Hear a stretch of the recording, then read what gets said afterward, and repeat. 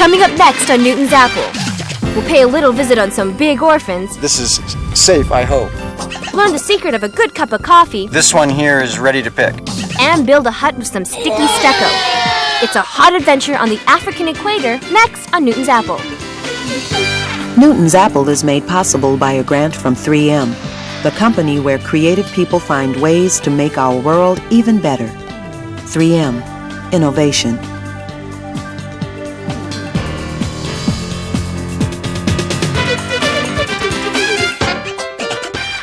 I have carried these bags too far and too long. 6 different airports in 6 different towns. As if I needed one more adventure. The loading dock at the station.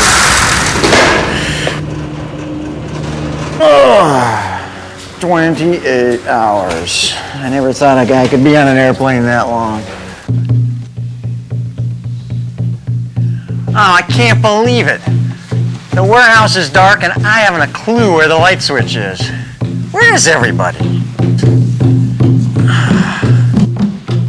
Wait a minute. What's that sound?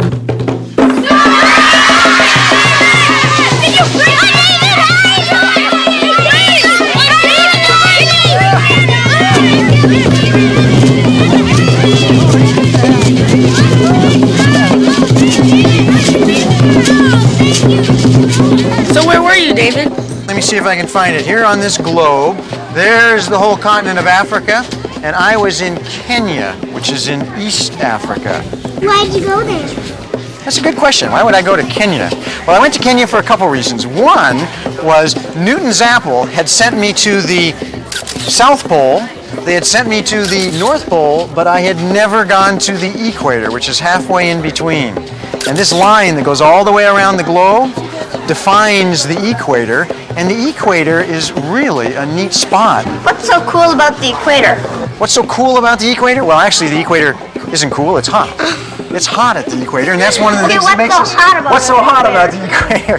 Well, there's a variety of things that make it hot, but one of the things is that it's a neat place because there's so much life there, both plant and animal life.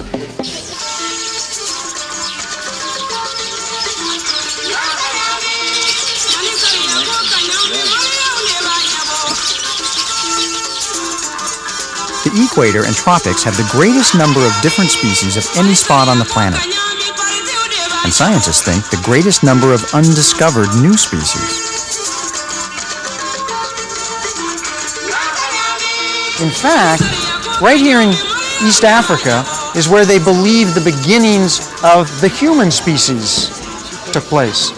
Millions of years ago, human life perhaps started in that area. That's pretty cool in and of itself. Yeah. So what do you think life at the equator would be like? Hot. Very hot. I already gave you that hint. That's why I got this sunburn when I was out there. The next time you're out for a walk near midday, somewhere near where you live, check this out. Your shadow. Here at the equator with the sun directly over top of my head, I don't cast much of a shadow. In fact, my shadow is directly at my feet.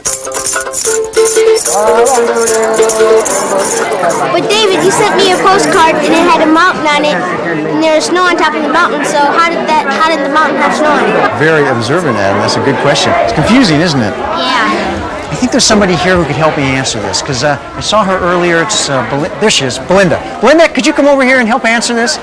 Belinda is a meteorologist and a weather reporter for a local TV station. Hi, Belinda. David. Yeah. Welcome home. Thanks for coming to the nice party. Sunburn. Yeah, really. We have a tough question here. All right. I sent Adam a postcard of Mount Kenya when I was over there, and of course Mount Kenya had snow at the top. Snow at the top. We're at the equator. It's very hot, and we got snow at the top of the mountain. It's kind of hard to explain why there'd be snow. It was not going to snow where I was. Yes, exactly. Very It's warm. 85 degrees. But to see why it's colder on the mountaintop, we need to start by looking at the sun, which is the main source of heat, right? Well, most of the sun's energy that reaches us is in the form of visible light. A lot of this light passes through the atmosphere and can be absorbed by the ground, heating it up. Well, as the ground warms up, it sends some of the energy back into the atmosphere. But this energy has a longer wavelength than visible light. It's called infrared radiation. The atmosphere can absorb these infrared waves, and so the air heats up as well. So the closer the air is to the ground, the warmer it will be. And as you go higher, towards the mountaintop, the air naturally gets cooler. I saw this happen when I took a plane ride around Mount Kenya. On the ground at the airport, it was 80 degrees. We're flying right now at about 9,000 feet. Already the temperature has dropped about 20 degrees. So we need to think of the Earth as a hot griddle, and the sun as the energy to heat up that griddle. And I guess that takes us right back to Marty's question. What's so hot about the equator? Well, it's all that sun. And the stable, temperate climate makes this a perfect home for lots of species of plants and animals, many of them found nowhere else on Earth. What kind of animals do you think I saw in Africa? Giraffes, elephants, zebras, yes. Rhinoceros, I saw a rhino. But one of my favorites, actually, you mentioned it earlier, was the elephant. I brought this one back from Africa. Awesome.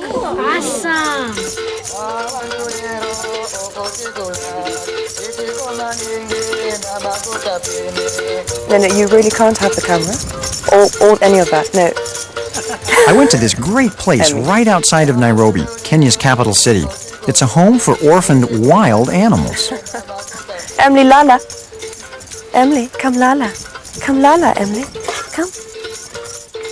Kenyan park rangers bring the abandoned animals they find to this orphanage that Daphne Sheldrick has run for the past 40 years.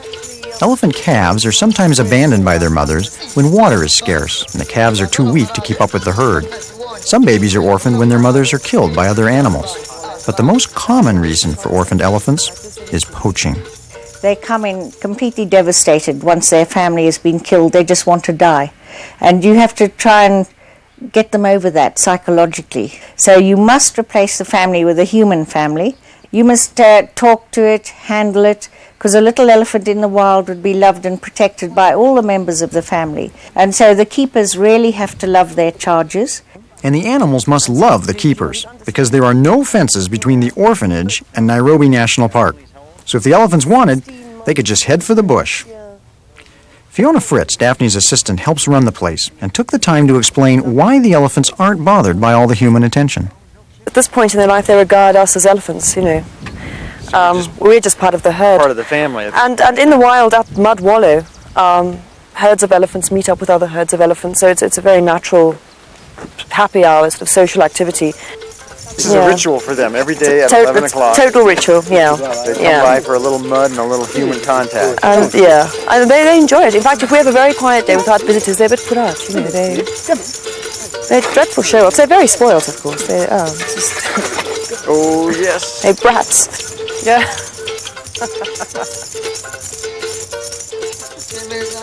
In the wild, they're obviously always under the mother's body, so they're never exposed to heat or cold. They're actually very vulnerable. Sunburn's a big problem, and so is pneumonia. The ears are a very clever cooling device. They've got all these veins right there behind, and by flapping the ears, they increase their speed of circulation, which cools them down in the heat. An elephant's lifespan and their development of skills are about the same as humans. So, the babies need constant care for at least the first 2 years of life. The orphanage assigns a team of keepers that watch their charges 24 hours a day. They even sleep in the babies' pens. They feed them a high vegetable fat infant formula, 18 pints a day, and they spend their time trying to teach them how to act like elephants. Like picking things up with the trunk is not a natural thing. It takes a while. There's a natural curiosity to want to pick up. As soon as they join the wild, that'll be fine again. They'll pick up. But they're a little bit retarded, compared to the wild chaps, because they obviously don't have the proper instruction. I mean, short of attaching hose pipes to our noses, there's no way we can show them how to do this. My nose is almost big enough to do it. Well, mine too, but I can't bend it, you know. Here comes Scud the rhino. Excuse me, I just want to ask people not to come any closer. Excuse me one moment, sorry. I'm afraid we really can't have anyone close to the rhino. She's not very pleasant with strangers. Now, you're going to tell me that this is safe, I hope. I'm not going to tell you that, no. I'm just going to say we should stand really, really still and hope that Scud's in a not too bad mood. This 4-year-old rhino now spends most of her time in the wild. The keepers raised her from a tiny 3-month-old size of a terrier to this strapping teenager in rhino years. She still stops by the orphanage from time to time. It's part of her territory. Fiona told me rhinos are easier to raise because they're not as emotional as elephants, and so they're not as traumatized by being orphaned. That doesn't mean they have an easier life. When the elephants meet her, she's only got half a tail, as you can see. The hyenas took that off when she lay next to the body of her mother for quite some time before she was found. Poor little thing, only 3 months old, was trying to defend her mother's body against the... What killed her mother? With almost 100% sure there was another rhino territorial dispute. They're highly, highly territorial and not very pleasant to each other. She's looking at a spot on her leg there, which is quite rough. Yeah, she's been beaten up quite badly by the other rhinos. Technically, she should still be with her mother. They stay with their mother till they're about 5. And the mother would be there to intervene when the going gets rough, but she's not. And as much as we and her keepers love her, we can't be there at night with the wild rhinos to protect her. So she's been beaten up quite badly recently. She's never actually being very vicious or vindictive or in any way made to go for anyone. She gives little warnings sometimes and lets you know she's not happy, but we just keep out of her way, basically. We respect that head very much. Temperamental rhinos? Emotionally distraught elephants that need round-the-clock care? Sounds like a lot of work. So I asked Daphne why she decided to start an elephant orphanage. One doesn't really start an elephant orphanage. Elephant orphans come in. So the answer is that the little elephants came in and they needed help and care. And we took on this commitment because it's a very hard-hearted person that would turn a baby elephant away.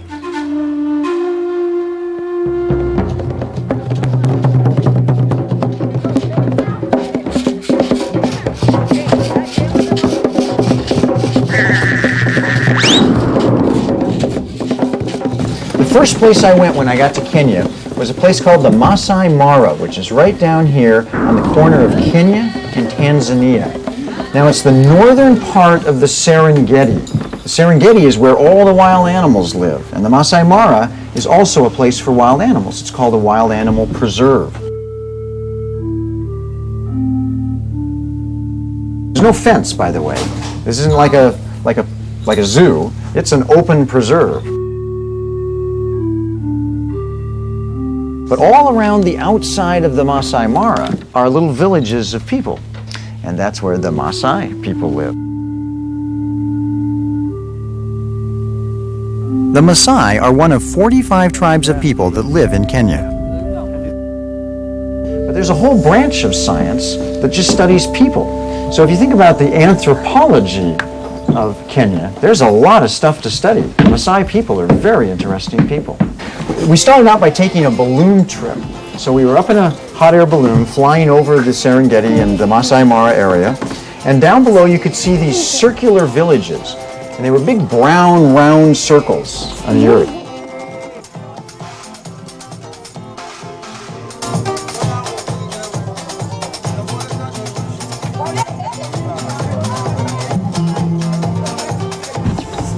And all of these villages look the same. They're called manyatas.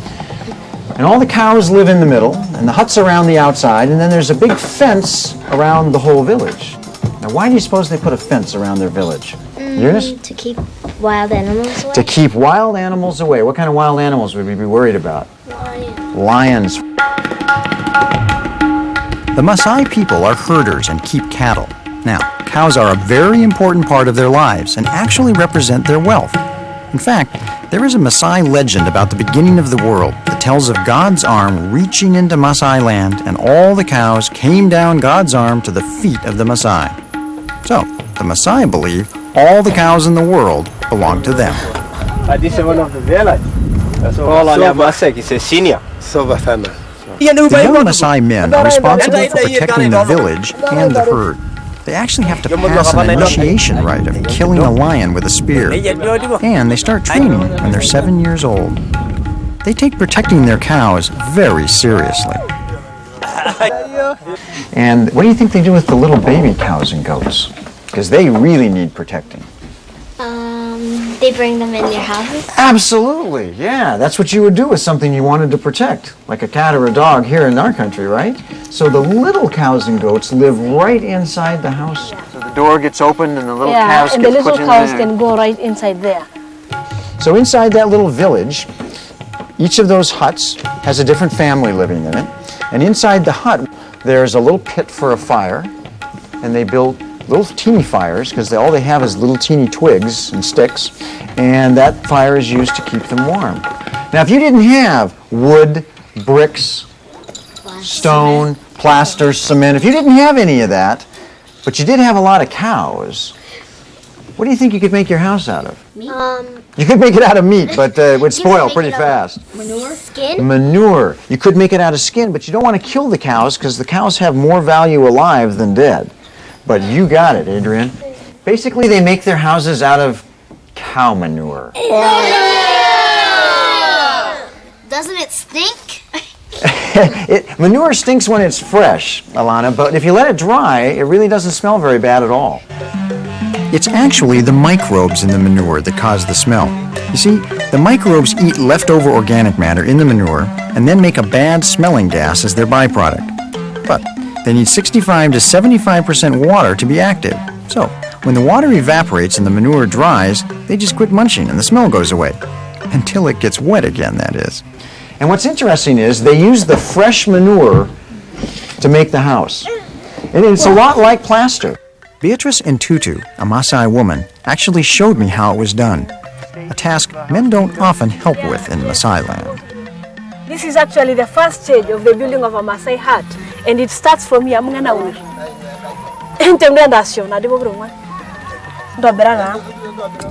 This is actually making a hole using wet cow dung. Okay. Then the stick can easily go in, as you can see. This is actually a woman's responsibility in Maasai land. But these days we also have men doing it. Oh, do you? Yes. So you try and make a hole there. So it's only fair for me to try, huh? Yeah. You must not have very many men doing it because they're laughing at me, right? So, Beatrice, why is it that the women make the houses and the men don't, and normally? The house belongs to a woman. It doesn't belong to a man. Ah, so... Yes. So the woman should build her house. If the women have the house, what do the men have? The men have the cows. Okay. You sort of divide things up evenly, huh? No, not really. No, that's not the case. It's only the house that belongs to the woman.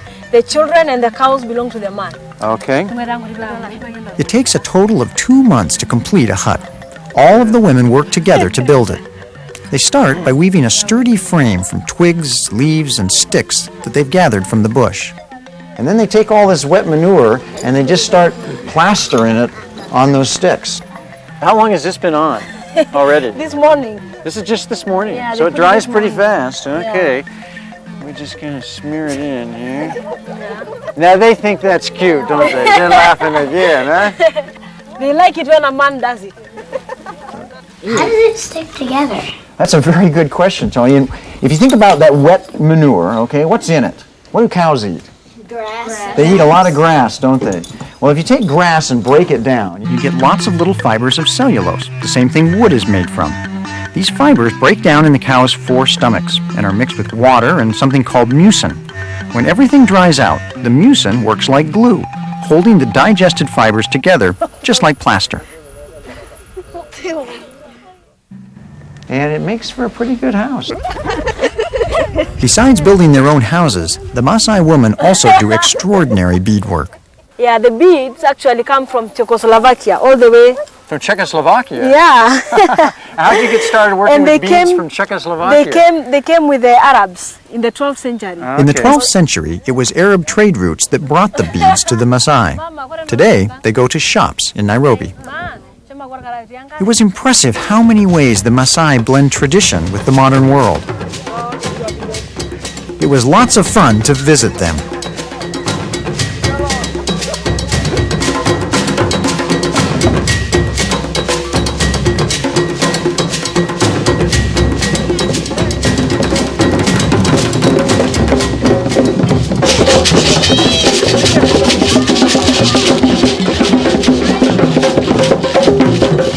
Oh, Hillary, I am so glad to see you. It's nice to have you back. Now, don't you work for a coffee company? I do, yes. I knew I could count on you. Yes, there you are. That'll pick you right up.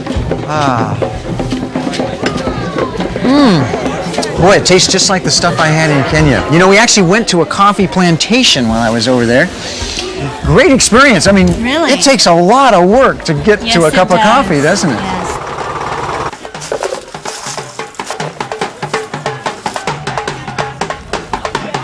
This was quite an established plantation. The gentleman that owned it, Michael Harries, it had been in his family for a couple generations, I think. But it was, of course, right on the equator.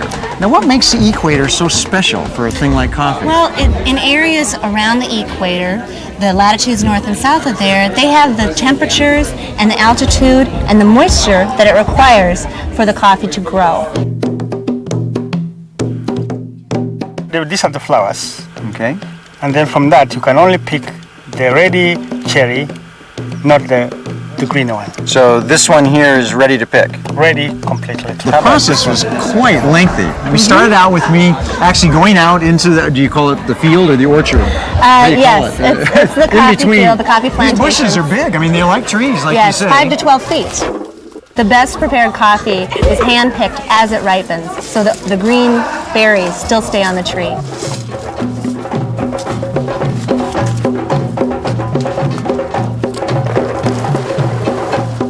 And then we brought the coffee beans back into a sort of a processing plant area. Yes.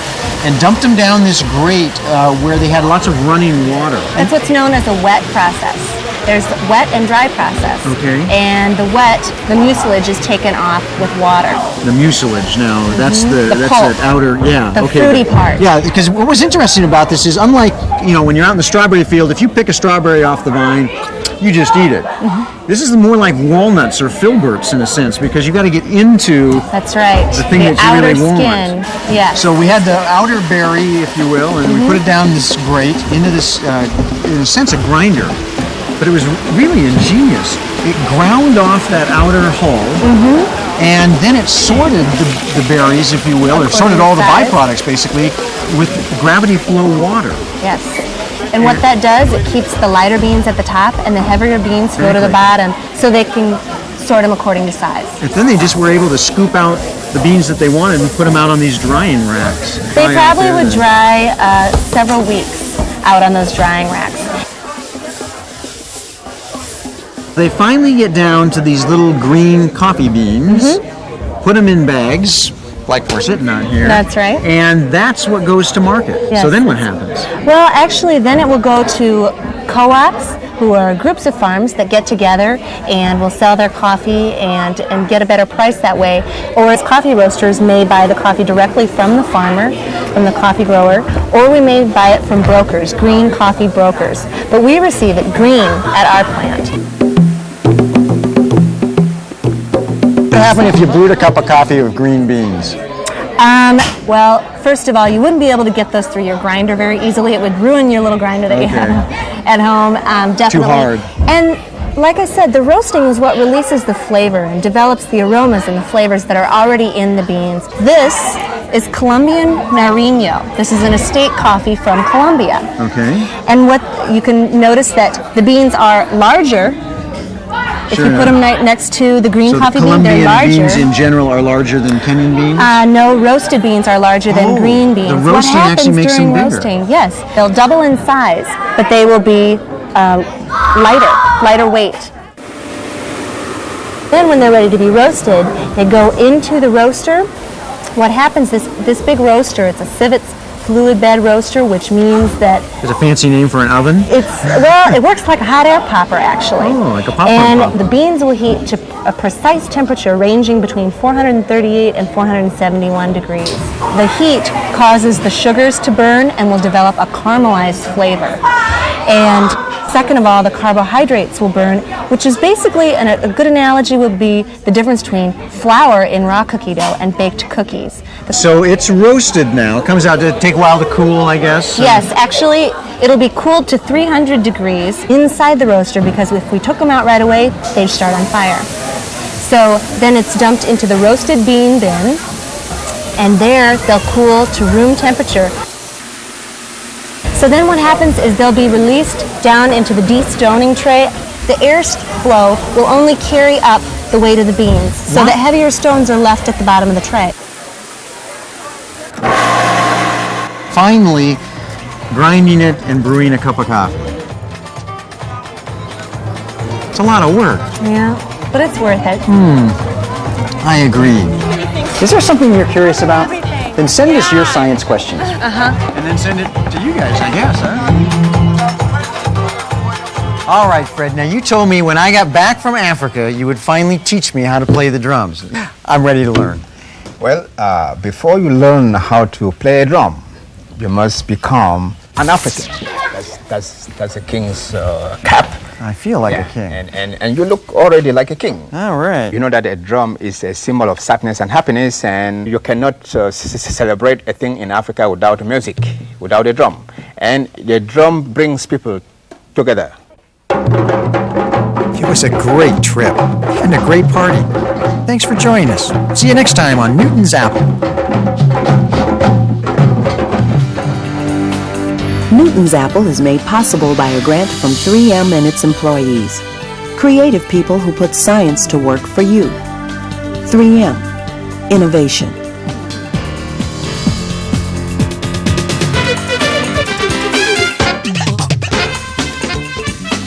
If you would like a videotape or a transcript of this program, please call us toll-free at 1-800-588-NEWTON.